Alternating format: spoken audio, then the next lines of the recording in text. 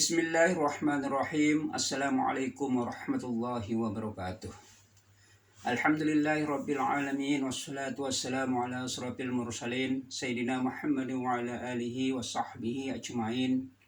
Allahumma salli ala Sayyidina Muhammad wa ala ali Sayyidina Muhammad. Qala Allah ta'ala fil Qur'anil Karim, A'udzu billahi minasy syaithanir rajim. Bismillahirrahmanirrahim. Wal 'ashr innal insana lafi khusr illal ladzina amanu wa 'amilus solihati wa tawassaw bil haqq wa tawassaw bis sabr. Sadaqallahul azim.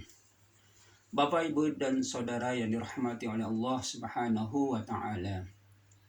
Alhamdulillah, pada hari ini kita masih dipertemukan oleh Allah dengan bulan Ramadan di hari yang ke-7. Patut kita bersyukur kita masih diberikan kesehatan dan keafiatan oleh Allah Subhanahu wa Ta'ala. Setiap manusia membutuhkan atau memiliki dua kebutuhan. Kebutuhan yang pertama yaitu kebutuhan fisik atau yang kita kenal dengan istilah kebutuhan jasmani. Lalu kebutuhan yang kedua yaitu kebutuhan non-fisik atau yang kita kenal dengan istilah kebutuhan rohani. Kedua kebutuhan yang dimiliki oleh manusia tentunya ingin selalu terpenuhi, baik itu yang berkaitan dengan kebutuhan fisik dan juga yang berkaitan dengan kebutuhan rohani. Di bulan Ramadan, Allah Subhanahu wa Ta'ala telah menyediakan hidangan yang begitu banyak untuk bisa dimanfaatkan oleh manusia agar terpenuhi kebutuhan fisiknya dan juga terpenuhi kebutuhan non-fisiknya.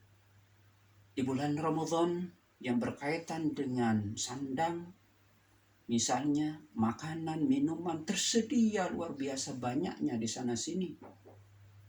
Ada makanan kolak, ada makanan rujak, ada makanan-makanan lain yang merupakan kesukaan kita, dan itu makanan itu tersedia untuk memenuhi kebutuhan fisik agar kita tetap sehat, agar kita tetap bugar dan sebagainya. Selain hidangan yang bersifat fisik, Allah Subhanahu wa Ta'ala juga menyediakan hidangan-hidangan yang bersifat rohani. Di bulan Ramadan banyak sekali tersedia aktivitas-aktivitas ibadah yang bisa kita lakukan. Mulai dari kita melaksanakan sholat tarawih secara berjamaah, lalu kita memberikan makan dan minuman kepada orang yang berbuka puasa misalnya. Kemudian juga kita membaca Al-Quran. Kemudian kita sholat subuh secara berjamaah yang dilanjutkan dengan berzikir, berdoa kepada Allah Subhanahu wa Ta'ala. Kemudian juga mungkin dilanjutkan dengan sholat sunnah suruk dan sebagainya. Itulah hidangan-hidangan yang Allah siapkan untuk kita. Tinggal bagaimana kita bisa memanfaatkan momentum Ramadan ini untuk mengambil hidangan-hidangan yang sudah tersedia tadi. Kemarin kita sudah membahas tentang ganjaran yang Allah siapkan kepada kita bagi kita yang ingin mengambil hidangan-hidangan yang disiapkan oleh Allah Subhanahu wa Ta'ala. Karena itu pada kesempatan ini, mari kita sama-sama berkompetisi, berlomba-lomba untuk mengambil hidangan itu agar hidangan-hidangan yang sudah disiapkan itu tidak mubazir. Bapak, Ibu, dan Saudara yang dirahmati oleh Allah Subhanahu wa Ta'ala. Bulan Ramadan ini adalah bulan yang penuh dengan keberkahan. Allah menyediakan berbagai macam hidangan untuk kita manfaatkan. Karena Ramadan itu hanya datang satu kali dalam setahun. Hanya datang satu kali dalam setahun. Karena itulah mari kita sama-sama memanfaatkan Ramadan ini untuk mengambil hidangan-hidangan itu sehingga kebutuhan rohani kita bisa terpenuhi. Ada satu hadis, ini hadis kudusi. Di dalam hadis kudusi itu Allah berfirman, Man zallazi yuhibbuna fanuhibbu. Wa man zallazi yatlubana fanatlubuh. Wa man zallazi yastaghfiru lana fanaghfiruh. Bi hurmati Ramadan. Jadi barang siapa yang cinta kepada Allah di bulan Ramadan, maka Allah akan mencintainya. Lalu barang siapa yang meminta sesuatu kepada Allah, maka Allah pasti akan memenuhi permintaan itu. Dan barang siapa yang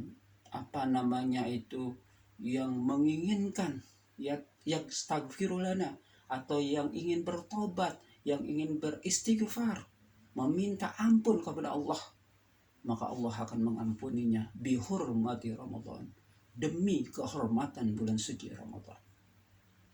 Karena itu mari kita memanfaatkan bulan suci Ramadan ini untuk selalu melaksanakan ibadah-ibadah Ramadan dengan baik.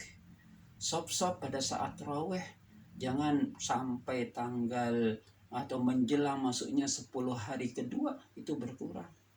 Apalagi 10 hari terakhir.